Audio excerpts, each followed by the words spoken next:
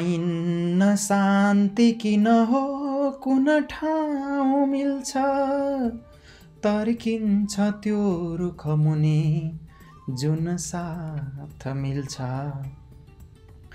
देखिन्छ ईश कुन मन्दिरमा पसेर त्यो हाँस्छ शुद्ध मन आसनमा बसेर। महाकविले भने जस्तै हामी त्यो आत्मिक शान्तिको खोजीमा छौँ, त्यो आत्मिक लयको खोजीमा छौँ, त्यो आत्मिक भावको खोजीमा छौँ र त्यो भाव विचरण गर्ने यात्रामा, त्यो लयमा अवगाहन गर्ने यात्रामा र त्यो छन्द जान्ने यात्रामा हामी यो छन्द जान्ने अभियानमा छौँ। यहाँहरू सबैलाई हार्दिक नमन गर्दछु र आज हामी यो छन्दका बारेमा जान्दछौँ। हामी यो छन्द यात्रामा अघि बढिरहेका छौँ र हामीले अब छन्द भनेको के हो, छन्दको परिचय, छन्दका प्रकारहरू, छन्दका विशेषताहरू, छन्दका अङ्गहरू र छन्द कसरी निर्माण हुन्छन् भन्ने विषयमा पढ्नेछौँ। वैदिक छन्दहरूका प्रकारहरू, वैदिक छन्दहरू के हुन्, ती वैदिक वाङ्मयमा रहेका छन्दहरूका केही सामान्य जानकारी लिन्छौँ भने हामी विशेष रूपमा शास्त्रीय छन्दहरू जो संस्कृत भाषामा प्रयोग भएका छन्, जो लोकमा प्रयोग भएका छन्, साहित्यमा प्रयोग भएका छन्, जो हाम्रो पूर्वीय साहित्य वाङ्मयमा प्रयोग भएका शास्त्रीय छन्दहरूका बारेमा हामी यहाँ जानकारी लिनेछौँ र सँगसँगै ती छन्दहरू नेपाली भाषामा पनि प्रयोग गरेका छन् र नेपाली भाषामा पनि उदाहरणसहित ती छन्दहरूका बारेमा हामी पढ्नेछौँ र तपाईहरूलाई म यो नेपालीमा ती छन्दहरूका बारेमा, छन्दहरूका प्रकारहरू, छन्दहरूका भेदहरू र छन्दहरू कसरी बनाउने, गणहरू कसरी निर्माण गर्ने, यी तमाम विषयहरूमा आज म चर्चा गर्नेछु।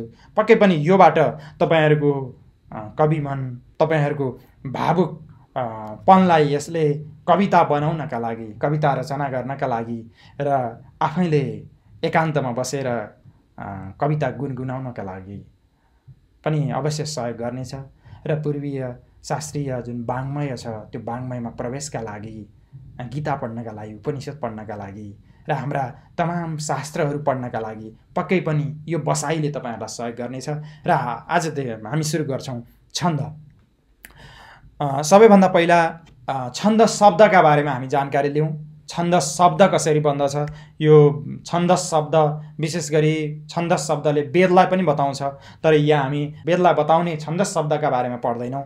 हामीले जुन लयलाई बोध गराउने शास्त्रीय जुन लय छ त्यसलाई हामी छन्द भन्दछौँ र छन्द शब्द कसरी निर्माण हुन्छ यसका बारेमा हामी चर्चा गरौँ। तपाईहरूले यहाँ स्क्रिनमा देख्न सक्नुहुन्छ छन्द शब्द निर्माणका बारेमा हामी यहाँ अध्ययन गरिरहेका छौँ। सबैभन्दा पहिला छदि सम्वरणे भन्ने एउटा संस्कृत पाणिनीय व्याकरणमा धातु छ जसको अर्थ हुन्छ ढाक्नु। छन्द यति यस अर्थमा ढाक्नु भन्ने अर्थमा चाहिँ असुन प्रत्यय गरेर छन्दस शब्दको निर्माण हुन्छ। त्यसैगरी चदि आह्लादने दीप्तौच भन्ने पाणिनीय धातु छ। चन्दे राधेश छ भन्ने जुन उणादि सूत्र छ त्यसले असुन प्रत्यय र चको छ भएर जसले आह्लादित तुल्याउनु र उत्कर्ष प्रदान गर्नु, भाव गाम्भीर्यलाई प्रकाशित गर्नु भन्ने अर्थ पनि आउँछ। त्यो अर्थमा पनि छन्दस शब्दको प्रयोग हुन्छ र विशेष गरी हामीले दुईटा धातुदेखि छन्दस शब्द बन्ने निर्माण प्रक्रियाका बारेमा हामीले बुझ्यौँ। एउटा छदि सम्वरणे भन्ने धातु र अर्को चदि आह्लादने दीप्तौ छ। आह्लादन भनेको प्रसन्न हुनु र दीप्तौ भनेको प्रकाशित हुनु, यस अर्थमा पनि छन्दस शब्दको निर्माण हुन्छ। त्यसै गरी अब छन्दको परिचय दिनका लागि निरुक्तकार यास्काचार्य जसले निरुक्त लेख्नु भएको छ उहाँ भन्नुहुन्छ छन्दांसी छादनात्। उहाँको भनाइअनुसार छन्द भनेको छादन ढाक्ने भएको हुनाले, भावलाई ढाकेर त्यसलाई प्रकाशित गर्ने भएको हुनाले, लयात्मक रूपमा प्रकाशित गर्ने भएको हुनाले छादनात् छन्द, ढाक्ने भएको हुनाले छन्द भनेको छ। तपाईँले यहाँ नेपालीमा हेर्न सक्नुहुन्छ। छन्दले भावहरूलाई ढाकेर समष्टि रूप प्रदान गर्दछ भने यास्काचार्यले निरुक्तमा बताउनु भएको छ। त्यसै गरी यत अक्षर परिमाणम तत्छन्दः भनेर बताइएको छ जसमा अक्षरहरूको गणना हुन्छ। अक्षरहरू यति परिमितिमा हुन्छ र अक्षरकै आधारमा छन्दको निर्धारण गरिने हुनाले अक्षरको परिमितिका आधारमा, अक्षर गणनाका आधारमा पनि छन्द को निर्माण हुन्छ, यसैलाई छन्द भनिन्छ। तपाईले नेपालीमा हेर्न सक्नुहुन्छ, जसमा वर्णीय अक्षरको सङ्ख्या निर्धारण हुन्छ त्यसलाई छन्द भनिन्छ। यस प्रकार छन्दको सङ्ख्याको आधारमा, वर्णहरूको अक्षरको सङ्ख्याका आधारमा, वर्णहरूको सङ्ख्याका आधारमा छन्दहरूको निर्धारण हुन्छ। यसैलाई शास्त्रीय छन्द भनिन्छ। हामी यो शास्त्रीय छन्द अध्ययनको, शास्त्रीय छन्द भनेको के हो र छन्दका परिचय प्राप्त गर्ने सन्दर्भमा हामी जुटेका छौँ।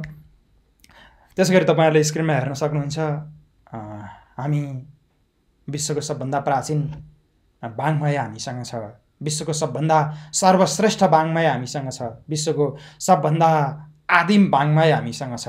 त्यो हो वेद, जसलाई श्रुति भनिन्छ। त्यो वेदका 6वटा अङ्गहरू छन्। जसरी मान्छेका विभिन्न अङ्गहरू हुन्छन्, ती प्रमुख अङ्गहरूमध्ये जसरी मान्छेका प्रमुख विभिन्न नाक, कान, घाँटी, आँखा, गोडा, हात आदि विभिन्न प्रमुख अङ्गहरू हुन्छन्, त्यसैगरी वेदलाई पनि एउटा समग्र पुरुषका रूपमा कल्पना गर्ने हो भने, वेदलाई पनि समग्र पुरुषका रूपमा कल्पना गर्ने हो भने वेदका प्रमुख 6 अङ्गहरूमध्ये महत्त्वपूर्ण अङ्ग जो हिँड्न काम आउँछ, जो बिना वेदको गति अवरुद्ध हुन्छ, छन्द पादौ तु वेदस्य। तपाईहरुले हेर्न सक्नुहुन्छ, छन्द पादौ तु वेदस्य, वेदको खुट्टाको रूपमा, वेदको गति, वेदलाई गति प्रदान गर्ने प्रमुख अङ्गको रूपमा छन्द रहेको छ। यदि छन्द नहुने भने वेदका मन्त्रहरू हिँड्न सक्दैनन्, वेदका मन्त्रहरूलाई हामीले उच्चारण गर्न सक्दैनौँ। त्यसकारण छन्द पादौ तु वेदस्य भनिएको छ। वेदका 6 अङ्गहरू पनि हामीले जानौँ। मूल वेद भयो, त्यसमा शिक्षा प्रमुख अङ्ग हो। शिक्षा, कल्प, व्याकरणम, निरुक्त, अनि तपाईहरुले हेर्न सक्नुहुन्छ छन्द, अनि त्यसपछि ज्योतिष। यसरी तपाईहरुले यहाँ स्क्रिनमा हेर्न सक्नुहुन्छ, यी 6वटा अङ्गहरू तपाईहरुले शिक्षा, कल्प, व्याकरण, निरुक्त, छन्द र ज्योतिष यो क्रमैले हेर्न सक्नुहुन्छ। र त्यसमा चाहिँ यो शिक्षा के हो, कल्प के हो, निरुक्त के हो, व्याकरण के हो भन्ने विषयमा पनि यहाँ गरिएको छ। जसमा चाहिँ गोडाको रूपमा चाहिँ, पाउको रूपमा चाहिँ हामीले छन्दलाई लिएको छ। र अरू चाहिँ के हुन् भन्ने कुरो तपाईहरुले यहाँ चार्टमा हेर्न सक्नुहुन्छ। जसलाई नाक भनियो, त्यो शिक्षा नाक हो। त्यसैगरी कल्प भनेको हात हो। त्यसैगरी मुखम व्याकरणम स्मृतम भनिन्छ, त्यहाँ हेर्न सक्नुहुन्छ। र निरुक्त कान हो भने छन्द गोडा हो, हामीले पढिसक्यौँ। र ज्योतिष आँखा हो। यसरी तपाईहरुले यी वेदका 6वटा अङ्गहरूलाई यो चार्ट मार्फत पनि हामीले अध्ययन गर्न सकिन्छ। र यो चार्ट अनुसार अध्ययन गरियो भने पक्कै पनि हाम्रो ज्ञान लामो समयसम्म रहन्छ, मस्तिष्कमा रहन्छ। यसरी वेदका 6 अङ्गहरूका बारेमा पढ्यौँ। र 6 अङ्गहरूमध्ये प्रमुख अङ्गको रूपमा यो गोडालाई लिएको छ। र त्यो छन्द, जसलाई छन्द पनि भनिन्छ, वेदको 6 अङ्गमध्ये छन्द एक अङ्ग हो, गोडाका रूपमा रहेको छ। त्यो छन्दका बारेमा हामी आज अध्ययन गरिरहेका छौँ। र छन्द निर्धारणका लागि आचार्यहरूले विभिन्न ग्रन्थहरूको रचना गरेका छन्। विभिन्न ग्रन्थहरूको रचना गरेका छन् आचार्यहरूले। ती प्रमुख ग्रन्थहरू चाहिँ वैदिक ग्रन्थहरू विशेष रूपमा हामी हेर्छौँ। र अनि हामी लौकिक छन्दहरूको अध्ययनमा जान्छौँ। त्यसमा ऋग प्रातिशाख्य भनिन्छ, जुन मूल रूपमा ऋग्वेदको प्रातिशाख्य हो। ऋग्वेदका वर्णका बारेमा, ऋग्वेदका ध्वनिका बारेमा, ऋग्वेदका उच्चारण सम्बन्धी विशेष नियमका बारेमा बताउँछ ऋग प्रातिशाख्य। साङ्ख्यायन श्रौत सूत्र, सामवेदको निदान सूत्र, पिङ्गल छन्द सूत्र, छन्दो मञ्जरी लगायत विभिन्न लौकिक ग्रन्थहरू फेरि धेरै आएका छन्। र हामीले विशेष गरी यो छन्द अध्ययनको बसाइमा हामी नेपालीमा प्रयोग भएका शास्त्रीय छन्दहरू र जुन लौकिक संस्कृत साहित्यमा प्रयोग भएका लौकिक छन्दहरूका बारेमा अध्ययन गर्छौँ। हामी वैदिक छन्दहरूको अध्ययन गर्दैनौँ। र वैदिक छन्दहरूलाई केही सामान्य रूपमा यसो जानकारी मात्र लिने गर्छौँ। त्यसमा छन्दका विशेषताहरू, छन्दको के भयो भने छन्दहरू विशिष्टीकृत हुन्छन्, छन्दहरू किन चाहिन्छ र छन्दहरूको आवश्यकता के, छन्दहरूको महत्त्व के, यसबारेमा पनि केही चर्चा गरौँ। छन्दले हृदयको कोमल भावलाई मनोरम किसिमले व्यक्त गर्दछ। यो छन्दको एउटा विशेषता हो, जसले हृदयको भावलाई लयात्मक रूपले, गेयात्मक रूपले मन छुने गरी एउटा भावुकको हृदय र अर्को भावुकको हृदय जोड्ने काम छन्दले गर्दछ।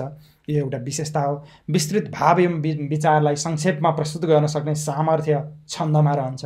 त्यो छन्दको अर्को विशेषता हो। त्यसैगरी शब्दावलीहरूलाई, सामान्य शब्दहरूलाई यदि छन्दमा व्यक्त गरिदिने हो भने त्यो छन्दले ती शब्दहरूलाई मधुरता प्रदान गर्दछ। यो पनि छन्दको अर्को एउटा नयाँ विशेषता हो।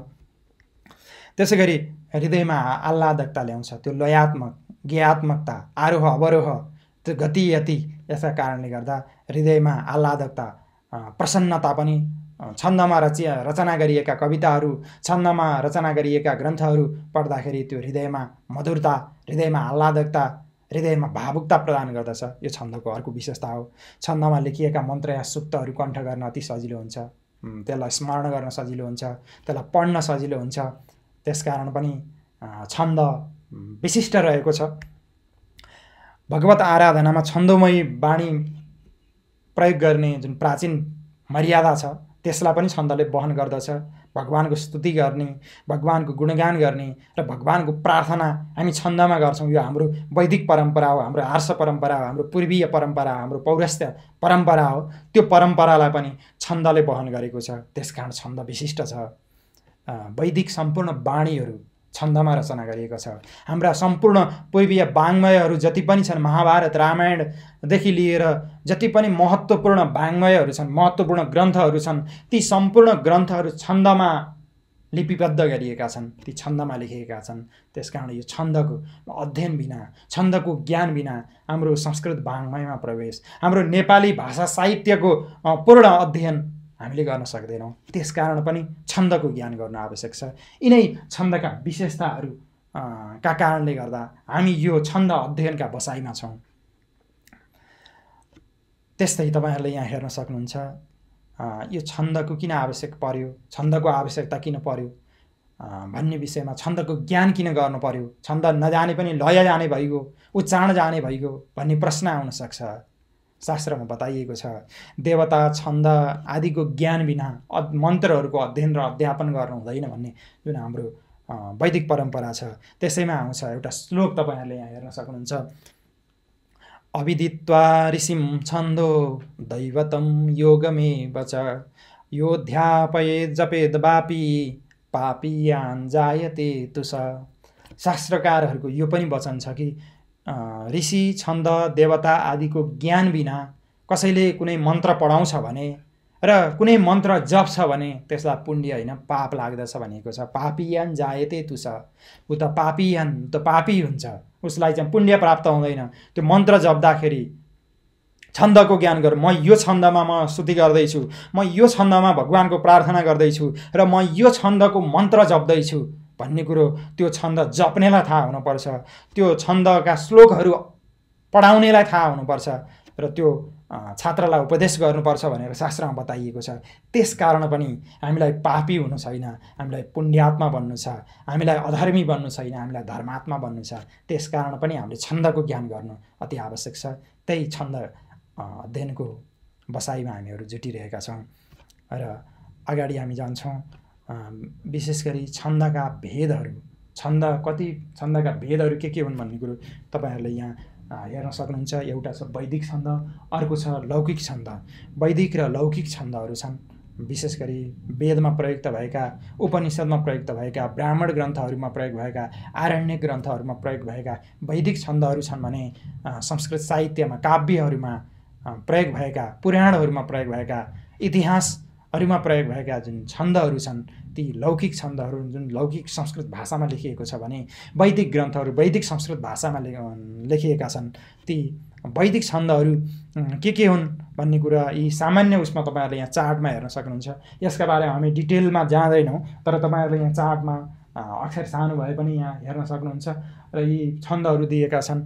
4 पाउ, 1 पाउ, 2 पाउ, 3 पाउ, 4 पाउ, 5 पाउका अक्षर सङ्ख्याहरू पनि, 5औँ पाउका अक्षर सङ्ख्याहरू पनि यहाँ दिएको छ। सानो अक्षरमा छ गायत्री, उष्णिक, त्रिष्टुप, अनुष्टुप, बृहति लगायत विभिन्न धेरै छन्दहरू वेद साहित्यमा प्रयोग भएका छन्। यी छन्दहरू हामी वैदिक साहित्य अध्ययनमा, वैदिक ग्रन्थहरूको अध्ययनमा, वेदका मन्त्रहरूको अध्ययनमा हामी अध्ययन गर्दछौँ भने आजको हाम्रो बसाइ वैदिक छन्दहरूको अध्ययन होइन, हामी लौकिक छन्दहरूको, जो विशेष गरी नेपाली भाषामा प्रयोग भएको होस्, जो नेपाली साहित्यमा प्रयोग भएको होस् र संस्कृत काव्य शास्त्रमा प्रयोग भएका विशेष प्रकारका छन्दहरूका बारेमा हामी अध्ययन गर्दछौँ।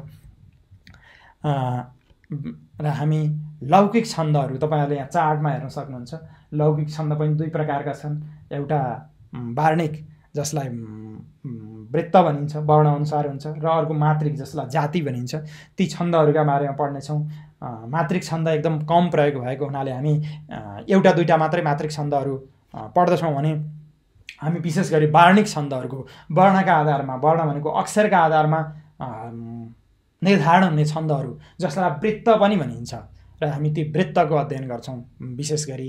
र वृत्त पनि तपाईँहरूले यहाँ हेर्न सक्नुहुन्छ। वृत्त पनि 3 किसिमका छन्, एउटा समवृत्त, अर्धसमवृत्त र विषमवृत्त गरी। यसरी तपाईँहरूले यो चार्टमा हेर्न सक्नुहुन्छ र यो गर्नुभयो भने तपाईँहरूलाई याद गर्न सजिलो हुन्छ। छन्द, हामीले छन्दका भेदहरू पढ्यौँ, वैदिक छन्द, लौकिक छन्द। लौकिक छन्दमा पनि यो वार्णिक र मात्रिक गरी, वृत्त र जाति गरी 2 किसिमका, र वृत्त पनि 3 किसिमका, समवृत्त, अर्धसमवृत्त र विषमवृत्त गरी यो छन्दहरूका बारेमा हामी विशेष अध्ययन गर्दछौँ। सबैभन्दा पहिला अब हामी जाउँ मात्रिक छन्द। मात्रिक छन्द जसमा मात्राको गणना हुन्छ। मात्रा भनेको हामीले त्यो लघु सिद्धान्त कौमुदी पढ्दा पनि मात्राका बारेमा जानकारी लिएका छौँ। सायद त्यो चौथो संज्ञा प्रकरणको चौथो भिडियो हुनसक्छ। त्यो चौथो भिडियोमा गएर तपाईँहरूलाई मात्रा केलाई भन्ने भनेर डिटेलमा विस्तृत रूपमा त्यहाँ अध्ययन गर्न सक्नुहुन्छ त्यो भिडियो हेरेर। र मात्रा भनेको विशेष गरी ह्रस्व, दीर्घ, पुल्ता आदि 3 प्रकारका मात्रा हुन्छन्। एकमात्र, भवेत, ह्रस्व, ह्रस्व, दीर्घ, पुल्ता, यसरी 3 प्रकारका 4 र व्यञ्जनलाई अर्धमात्रा गरी 4 क्याटेगोरीमा, 4 भागमा विभाजन गरिएको छ संस्कृतका वर्णहरूलाई। र एक मात्रा भनेको जो ह्रस्व हो, 2 मात्रा भनेको दीर्घ हो, र त्यही ह्रस्व र दीर्घको मात्राका आधारमा कति मात्रा, पहिलो पाउमा कति मात्रा, दोस्रो पाउमा कति मात्रा, तेस्रो पाउमा कति मात्रा र चौथो पाउमा कति मात्रा, जम्मा छन्दहरूका विशेष गरी 4 पाउ हुन्छ सामान्यतः। ती 4 पाउमा मात्राहरूलाई, ह्रस्व, दीर्घ, पुल्ता आदि मात्राहरूलाई गनेर यदि छन्दको निर्धारण गरिन्छ भने, छन्दको विभाजन गरिन्छ भने त्यस्ता छन्दलाई मात्रिक छन्द भनिन्छ। जब मात्रा हेरिन्छ, ह्रस्व, दीर्घ आदि मात्रा हुन्छ नि, बाई मात्रा, दायाँ मात्रा भनेर जुन क ख क का कि पढ्दाखेरि हामीले सानमा पढेका थियौँ। दायाँ मात्रा, दायाँतिर दिने मात्रा, बायाँतिर दिने मात्रा, त्यसैलाई मात्रा, ह्रस्व र दीर्घलाई नै मात्रा भन्ने हो। यी विशेष गरी छन्दमा ह्रस्व र दीर्घ, ह्रस्वलाई 1 मात्रा र दीर्घलाई 2 मात्रा गरेर यसरी प्रयोग हुन्छ। र ती मात्राहरू कति मात्रा छन्, 14 मात्रा, 15 मात्रा, 16 मात्रा, कति कति मात्रा प्रयोग भएको छ, त्यही मात्राका आधारमा छन्दहरूको निर्धारण हुन्छ भने त्यसलाई मात्रिक छन्द, जसलाई जाति पनि भनिन्छ, त्यो जाति हुन्छ, त्यो मात्रिक छन्द हुन्छ। यहाँ तपाईँहरूले हेर्न सक्नुहुन्छ मात्रिक छन्द। जातिमा ह्रस्व र दीर्घको मात्रा गणना गरी छन्दहरूको निर्धारण गरिन्छ। यो स्क्रिनमा देख्न सक्नुहुन्छ, जसलाई संस्कृतमा भन्यो मात्राभिर्गणना यत्र सा जाति अभिधीयते, त्यसलाई जाति भनिन्छ। सा जाति अभिधीयते, त्यसलाई जाति भनिन्छ। जाति भनेको त्यसलाई मात्रिक छन्द भनिन्छ। के त भन्दाखेरि मात्राभिर्गणना यत्र, जसमा मात्राहरूको गणना हुन्छ। ह्रस्व कतिवटा छ, दीर्घ कतिवटा छ र टोटल जम्मा कति मात्रा पुग्यो, ह्रस्व दीर्घ गणना गरेर जम्मा कति मात्रा पुग्यो, ती मात्राका आधारमा गणना हुने हुनाले यसलाई मात्रिक छन्द भनिएको छ। मात्रिक छन्दहरूमा जस्तै तपाईँहरूले त्यहाँ उदाहरण हेर्न सक्नुहुन्छ, आर्या, गीति, उद्गीति लगायत विभिन्न छन्दहरू छन् जसका मात्राका आधारमा छन्दहरूको निर्धारण हुन्छन्। हामी विशेष गरी आर्या छन्दको प्रयोग गर्छौँ। आर्या छन्दको एउटा श्लोक पनि छ, यस्या पादे प्रथमे द्वादश मात्रा भनेर त्यसो लक्षणहरू पनि छन्। ती लक्षणहरू त हामीले पछि पढ्नेछौँ। र यहाँ एउटा श्लोक दिएको छ, मात्रा गणना गरेर दिएको श्लोक। यो एकदम महत्त्वपूर्ण रमाइलो नीतिको श्लोक छ। दानं भोगो नाशः तिस्रो गतयो भवन्ति वित्तस्य, यो न ददाति न भुङ्क्ते तस्य तृतीया गतिर्भवति।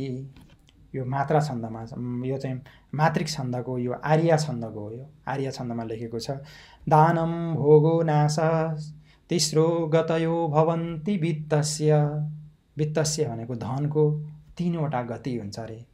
के गति हुन्छ त ती 3वटा भनेपछि धन यदि तपाईँहरूसँग छ भने, यदि धन छ भने धनको 3टा मात्रै उपयोग हो। के उपयोग भन्दाखेरि कि दान गर्नुपर्छ, कि कसैलाई दिनुपर्छ। धन भयो भने कसैलाई कि दिइन्छ, कि आफैले भोग गरिन्छ। विभिन्न सामग्रीहरू किनेर, विभिन्न आफूलाई आवश्यक पर्ने भोग्य सामग्रीहरू किनेर कि भोग गरिन्छ। होइन भने के हुन्छ त भन्दाखेरि नाश हुन्छ। त्यो 3टादेखि बाहेक गति छैन। तपाईँ यो सम्पत्तिलाई कुन चाहिँ ठाउँमा लगाउनुहुन्छ त्यो तपाईँको कुरा हो भनेर यहाँ नीतिकार लेख्छन्। यो न ददाति, जसले दिएको पनि छैन, कसैलाई दान पनि गर्दैन आफ्नो सम्पत्ति।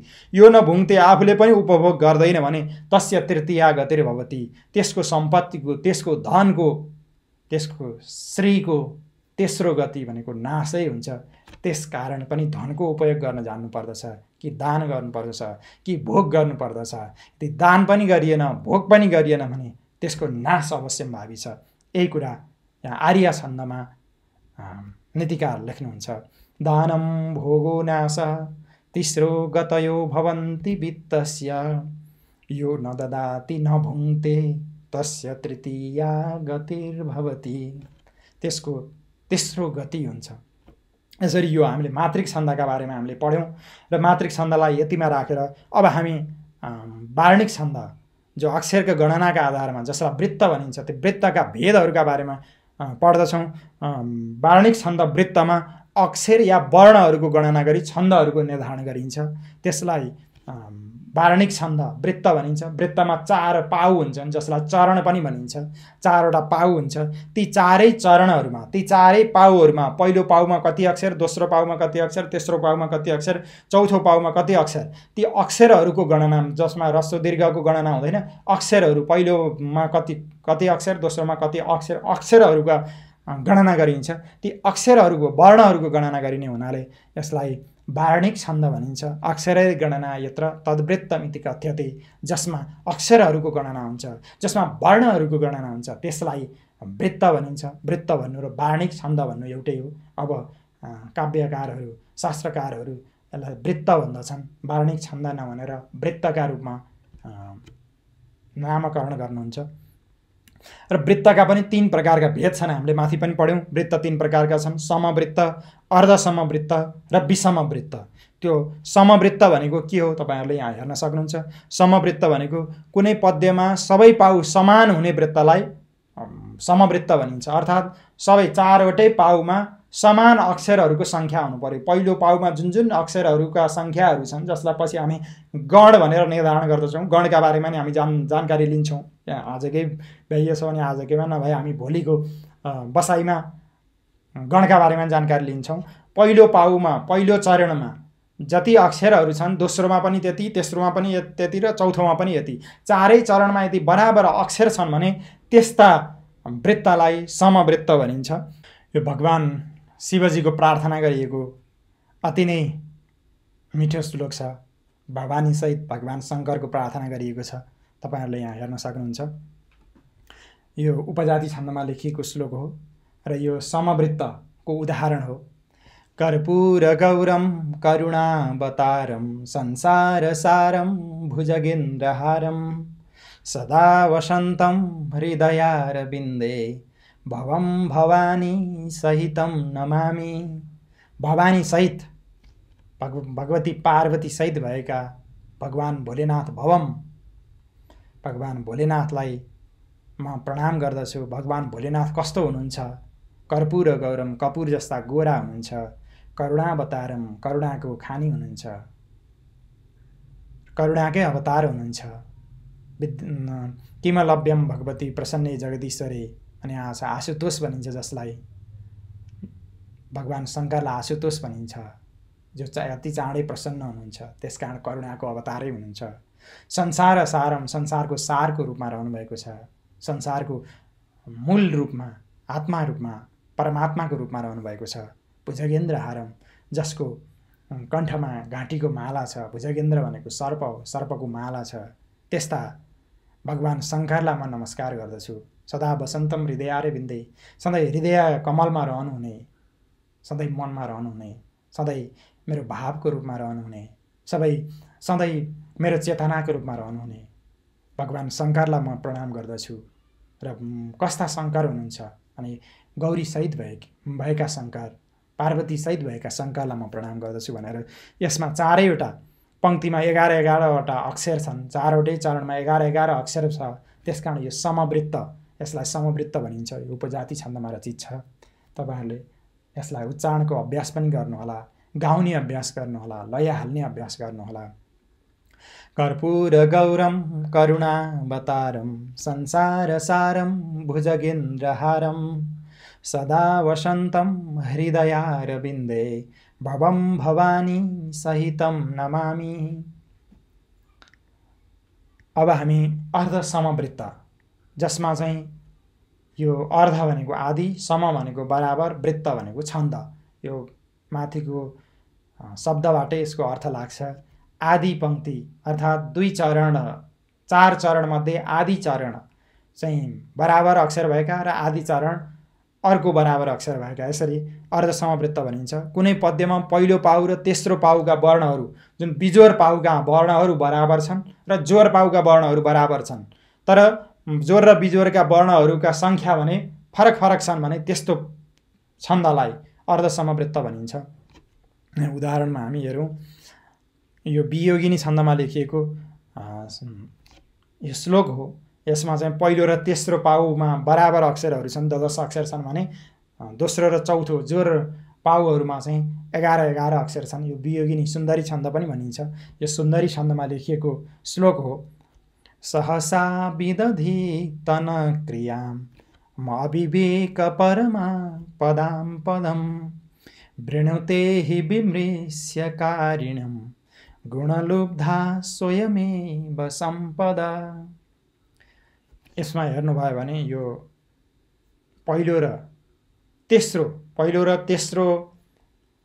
जुन चरण छ, पहिलो र तेस्रो जुन बिजोर चरणहरू छन्, बिजोर पाउहरू छन्, त्यसमा तपाईहरुले 10 अक्षर देख्न सक्नुहुन्छ भने दोस्रो र चौथोमा 11 अक्षर छन्। त्यसकारण यो वियोगिनी छन्दमा लेखिएको हो। त्यसैगरी हामी विषमवृत्तमा जान्छौँ। यो विषमवृत्त भनेको जसमा 4वटै चरणहरूमा वर्णहरूको सङ्ख्या, अक्षरहरूको सङ्ख्या फरक फरक हुन्छ, त्यस्ता छन्दलाई विषमवृत्त भनिन्छ। यहाँ तपाईहरुले हेर्न सक्नुहुन्छ, कुनै पद्यमा सबै पाउ भिन्न भिन्न हुने वृत्तलाई विषमवृत्त भनिन्छ। यहाँ एउटा श्लोक दिएको छ, यो किरातार्जुनीयमको श्लोक। र यो उद्गाता छन्दमा रचित यो श्लोकमा 4वटै पाउहरूमा भिन्न भिन्न अक्षर सङ्ख्या भएकाले यसलाई विषमवृत्त भनिन्छ। अथवा शवस्य वचनेन रुचिरवदनस्त्रिलोचनं क्लान्तिरहितमविराधयितुं विधिवत् तपांसि विदधे धनञ्जय। अर्जुन वनवासमा थिए। इन्द्रको वचन सुनेर धनञ्जय अर्जुन रुचिरवदन प्रसन्न मुद्रा भएर, प्रसन्न मुख लगाएर त्रिलोचनम क्लान्तिरहितम अविराधयितुम, त्रिलोचन भगवान शङ्करलाई प्रसन्न बनाउनका लागि विधिवत तपांसी विदधे, विधिवत तपस्या गर्न सुरु गरे। र जुन किरातार्जुनीयमको यो पंक्ति हो, यसमा चाहिँ अर्जुनले इन्द्रको वचन सुनिसकेपछि प्रसन्न मुख लगाएर त्रिलोचन भगवान शङ्करको तपस्या आरम्भ गरे भनेर यो श्लोकमा बताइएको छ। र यो चाहिँ उद्गाता छन्दमा अथवा शवस्य वचनेन रुचिरवदनस्त्रिलोचनं क्लान्तिरहितम अविराधयितुं विधिवत् तपांसि विदधे धनञ्जय गरेर यो श्लोक विषमवृत्तको श्लोक हो। त्यसैगरी हामी छन्दका विभिन्न अङ्गहरू छन्, ती छन्दका अङ्गहरूका बारेमा पनि जानकारी लिन्छौँ। छन्दका विभिन्न अङ्गहरू छन्। छन्दमा गति आवश्यक हुन्छ। यो गति भनेको पद्य वाचन गर्दा गेयात्मक लय प्रवाहलाई गति भनिन्छ। लयात्मक जुन प्रवाह हुन्छ पद्यहरूको वाचन गर्दा, छन्दको वाचन गर्दा जुन लयात्मक प्रवाह दिइन्छ त्यसलाई गति भनिन्छ। त्यसगरी यति, पद्य वाचन गर्दा जिब्रो रोकिए जस्तो भएर जहाँ विश्राम हुन्छ त्यसलाई यति भनिन्छ। यतिलाई विश्राम पनि भनिन्छ, विच्छेद पनि भनिन्छ र विराम पनि भनिन्छ। यो छन्दहरू अनुसार लामा लामा छन्दहरूमा ठाउँ ठाउँमा विश्राम गर्ने चलन छ। त्यहाँ छन्दकारहरूले कुन कुन वर्णमा विश्राम गर्ने, कतिौं वर्णमा विश्राम गर्ने भनेर यतिको पनि निर्धारण गरेका छन्। त्यो यति पनि जान्नु आवश्यक छ। हामी त्यही छन्द अध्ययनका क्रममा हामी यसका उदाहरणहरू हेर्नेछौँ। यसैलाई संस्कृतमा लेखिएको छ, यतिर्जिह्वश्च विश्राम स्थानं कविभिरुच्यते। जिह्वाको विश्रामका लागि, जिह्वा रोकिए जस्तो गरेर जहाँ विश्राम हुन्छ त्यसलाई चाहिँ यति भनेर कविहरूले भनेका छन्। यतिर्जिह्वश्च विश्राम, जिह्वालाई विश्राम दिनका लागि रोकिने ठाउँलाई यति भनिन्छ भनेर कविहरूले वर्णन गरेका छन्। सा विच्छेद विरामादै पदरी वाच्या निजेच्छया, त्यसलाई विराम, विश्राम, विच्छेद आदि विभिन्न पदहरूद्वारा पनि आफ्नो इच्छा अनुसार चाहिँ कविहरूले बताएका छन्। त्यसैगरी अर्को क्रम छ मात्रा, जसलाई मात्रा भनिन्छ। मात्राका बारेमा हामीले अघि पनि मैले बताइसकेँ। मात्रा भनेको वर्णहरूको उच्चारण गर्दाखेरि, वर्णको उच्चारण गर्दा लाग्ने समयलाई मात्रा भनिन्छ। मात्रा 3 प्रकारको हुन्छ, ह्रस्व दीर्घ पुल्त मात्रा हुन्छ। वैदिक छन्दहरूमा यी ह्रस्व दीर्घ पुल्त 3वटै मात्राको प्रयोग भएका पाइन्छ भने यो लौकिक छन्दहरूमा जो नेपाली साहित्यमा र संस्कृत काव्यशास्त्रमा, संस्कृत साहित्यमा लौकिक संस्कृतमा प्रयोग भएका छन्दहरू छन्, त्यसमा चाहिँ ह्रस्व र दीर्घको मात्रै प्रयोग भएको पाइन्छ। ह्रस्वलाई लघु भनिन्छ भने दीर्घलाई गुरु भनिन्छ र पुल्तको प्रयोग हुँदैन। र व्यञ्जनलाई अर्धमात्राका रूपमा प्रयोग गरिन्छ र व्यञ्जनलाई मात्रिक सङ्ख्याका आधारमा छन्दहरूमा गणना गरिँदैन। त्यो मात्राका लागि सहायक बन्दछन्। 1 मात्रा र 2 मात्रा र ह्रस्व र दीर्घका लागि ती सहायक बन्दछन् भने तिनीहरूको छुट्टै गणना छन्दशास्त्रमा गरिएको पाइँदैन। लघु भनेको के हो भन्ने कुरो यहाँ बताइएको छ। 1 मात्राको उच्चारणलाई लघु भनिन्छ र लघुलाई सङ्केतका रूपमा तपाईँहरूले त्यहाँ हेर्न सक्नुहुन्छ। यस्तो दण्ड, पूर्ण विराम जस्तो दण्ड लघुलाई त्यसरी दिइन्छ भने यसमा चाहिँ लघु वर्णहरू तपाईँहरूले त्यहाँ हेर्न सक्नुहुन्छ। अ, इ, उ, ऋ, लृ यी वर्णहरू लघु वर्ण हुन् भने यिनीहरूमा मिसिएका व्यञ्जन पनि लघु नै हुन्छन्। मूल रूपमा ह्रस्व र दीर्घ स्वरको मात्रै हुन्छ। ह्रस्व दीर्घ पुल्त स्वर मात्रै हुने हुनाले ती व्यञ्जनहरू मिसिए पनि ती ह्रस्व दीर्घ नै रहन्छन्। त्यसकारण ह्रस्व वर्णहरू भनेका अ हुन्, कमा अ जोडियो भने क हुन्छ, त्यो ह्रस्व नै रहन्छ। सम्पूर्ण व्यञ्जनहरूमा, व्यञ्जन भनेका हल वर्णहरू, जति पनि हल वर्णहरू छन्, हय वरल यमगणन झबगड जबगड ख फ छ ठ थ च ट क प स स ह, यी हलन्त वर्णहरू, खुट्टा काटेका वर्णहरू, जसलाई हलन्त वर्ण भनिन्छ, खुट्टा काटेका वर्णहरू असँग जोडिए भने त्यो ह्रस्व असँग जोडिँदा ती ह्रस्व नै उच्चारण हुन्छन्। त्यसैगरी ह्रस्व ईसँग जोडिँदा ह्रस्व नै उच्चारण हुन्छन्। ह्रस्व उसँग जोडिँदा ह्रस्व नै उच्चारण हुन्छन्। त्यसपछि ह्रस्व ऋसँग जोडिँदा, ह्रस्व लृसँग जोडिँदा ह्रस्व नै उच्चारण हुन्छन्। त्यसकारण यी स्वर वर्णहरूसँग व्यञ्जन वर्ण जोडिए भने पनि यिनीहरूलाई लघु नै भनिन्छ। यसलाई छन्दशास्त्रमा लघु भनेर बताइएको छ। त्यसैगरी गुरु 2 मात्राको उच्चारण हुनेलाई 2 मात्रा भनेर हामीले त्यो व्याकरण पढ्दाखेरि, संज्ञा प्रकरणता व्याकरणको 4थो भागमा हामीले पढेका छौँ। मात्राको निर्धारण लगभग 2 सेकेन्डको समय, 2 सेकेन्डको समय लगाएर यदि उच्चारण भयो भने त्यसलाई गुरु भनिन्छ, दीर्घ भनिन्छ। दीर्घलाई अङ्ग्रेजीको यास चिन्ह, जसलाई खण्डकार जस्तो चिन्हद्वारा, अङ्ग्रेजीको यास चिन्हद्वारा जनाइन्छ। तपाईँहरूले त्यहाँ हेर्न सक्नुहुन्छ यास चिन्ह। र यसमा चाहिँ आ, इ, उ, ऋ, ए, ऐ, ओ, औ गरेर यसरी यी वर्णहरू, यी दीर्घ वर्णहरूको प्रयोग हुन्छन् भने यिनीहरूमा यदि व्यञ्जन जोडिए भने पनि ती दीर्घ नै हुन्छन्। ह्रस्व र दीर्घका तपाईँहरूले वर्णहरू यहाँ चार्टमा पनि हेर्न सक्नुहुन्छ। ह्रस्व वर्णहरू यी निम्न प्रकारका छन् भने तपाईँहरूले यहाँ हेर्नुभयो ह्रस्व वर्णहरू अ, इ, उ, ऋ, लृ। अनि त्यसपछि दीर्घ वर्ण पनि यहाँ तपाईँले हेर्न सक्नुहुन्छ। आ, इ, उ, ऋ, ए, ऐ, ओ, औ यी वर्णहरू ह्रस्व र दीर्घका यिनीहरू मात्रै प्रयोग हुने हुन्। यिनीहरूसँग व्यञ्जन जोडिएर प्रयोग हुने हुन्, यिनीहरूसँग व्यञ्जन मिलेर प्रयोग हुने हुन्। त्यसकारण ह्रस्व वर्णहरू यी हुन्। यिनीहरूमा व्यञ्जन जोडियो भने ती ह्रस्व हुन्छन् र ती दीर्घ वर्णमा व्यञ्जन जोडियो भने ती दीर्घ हुन्छन्। यी ह्रस्व र दीर्घ वर्णहरू यी हुन् भने अब छन्दमा गुरुका विभिन्न नियमहरू छन्। कतिपय अवस्थामा ह्रस्व पनि दीर्घ बनिदिन्छन्। कुन कुन अवस्थामा चाहिँ ह्रस्व दीर्घ बन्छ अथवा दीर्घ त दीर्घ छँदैछ, दीर्घ त दीर्घ नै भइगयो, कुन कुन चाहिँ गुरु हुन्छ, गुरु भनेको दीर्घ हुन्छ, कुन कुन अक्षरहरू दीर्घ हुन्छ भन्ने कुरा एउटा श्लोकबाट हामी बुझ्न सक्छौँ।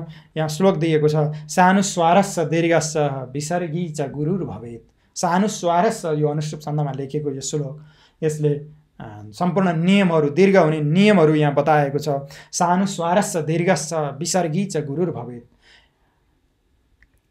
सानुस्वारस्य यदि अनुस्वारले युक्त भएका ह्रस्व वर्णहरू छन् भने, अनुस्वारले युक्त भएका अहिले हामीले पढ्यौँ जुन ह्रस्व वर्णहरू, तिनीहरूमा अनुस्वार लाग्यो भने माथि जुन थोप्लो दिइन्छ, एउटा थोप्लो, त्यसलाई अनुस्वार भनिन्छ। यदि ती अनुस्वार लागे भने तिनीहरू यदि ह्रस्व छन् भने पनि दीर्घ हुन्छन् भनेर अहिले उदाहरण हामी केही बेरमा हेर्छौँ। त्यसै दीर्घस्य गुरु भवति, दीर्घ हामीले अहिले वर्णहरू पढ्यौँ, ती दीर्घ वर्णहरू पनि गुरु हुने भए तिनीहरूलाई पनि गुरु भनिन्छ। ह्रस्वमा अनुस्वार जोडियो भने पनि गुरु भयो र दीर्घ वर्णहरू पनि गुरु भए। र यिनीहरूसँग, दीर्घ वर्णहरूसँग जुन आ, इ, उ, ऋ, ए, ऐ, ओ, औ छन्, यिनीहरूसँग व्यञ्जन जोडियो भने पनि ती गुरु नै भए। त्यसै गरी विसर्गी च, त्यसै गरी ह्रस्व वर्णभन्दा पछाडि ह्रस्व अ, इ, उ रि लृ भन्दा पछाडि यदि विसर्ग आयो भने, तिनीहरूसँग यदि व्यञ्जन जोडिएर पछाडिपट्टि विसर्ग आयो भने तिनीहरू पनि गुरु हुन्छन्, दीर्घ हुन्छन्। त्यसका उदाहरण हामी पछि हेर्छौँ। त्यसै गरी संयुक्त अक्षर, पछाडिपट्टि कुनै संयुक्त अक्षर छ र अगाडि ह्रस्व वर्ण छ भने ती पनि गुरु हुन्छन्।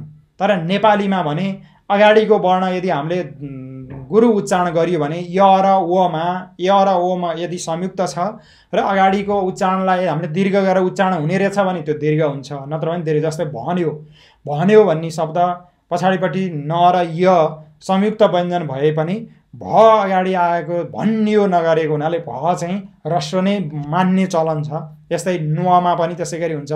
जस्तो कन्या गर्दाखेरि चाहिँ कन्या दीर्घ क दीर्घ हुन्छ भने भन्यो भन्ने चाहिँ भ दीर्घ हुँदैन। यसरी नेपालीका फेरि आफ्नै नियम छन्। अगाडिका उच्चारण गर्दाखेरि पछाडिको नलाई सहित लिएर उच्चारण गरियो भने नेपालीमा दीर्घ हुन्छ। तर संस्कृतमा भने पछाडिका संयुक्त व्यञ्जन आयो भने अगाडिको उच्चारण भए पनि नभए पनि त्यो अगाडिको ह्रस्वलाई दीर्घ मान्न सकिन्छ, दीर्घ मान्ने परम्परा छ। त्यसै गरी वर्ण संयोग पूर्वस्स पछि तथा पादान्तगो पिभा, त्यसकै पदको अन्त्यमा, जब छन्दमा सामान्यतः 4 पाद हुन्छन्, ती 4 पादको अन्तिम वर्ण यदि ह्रस्व छ भने पनि त्यसलाई चाहिँ आवश्यकता अनुसार यदि ह्रस्व चाहिएको छ भने ह्रस्व नै हुन्छ, दीर्घ चाहियो भने दीर्घ नै हुन्छ। त्यसलाई ह्रस्व पनि मान्न मिल्छ, दीर्घ पनि मान्न मिल्छ। त्यो छन्दको अन्तिममा आएको पाउको अन्तिममा आएको यदि ह्रस्व वर्ण छ भने त्यसलाई दीर्घ पनि मान्न सकिन्छ। यो श्लोकले यही बतायो। सानुस्वारश्च दीर्घश्च विसर्गी च गुरुर्भवेत् वर्ण संयोग पूर्वश्च तथा पादान्त गोपिवा। यसरी यदि अनुस्वार युक्त ह्रस्व वर्ण छ भने गुरु हुने भयो, दीर्घ पनि गुरु हुने भयो, विसर्गले युक्त भएको ह्रस्व वर्ण पनि गुरु हुने भयो।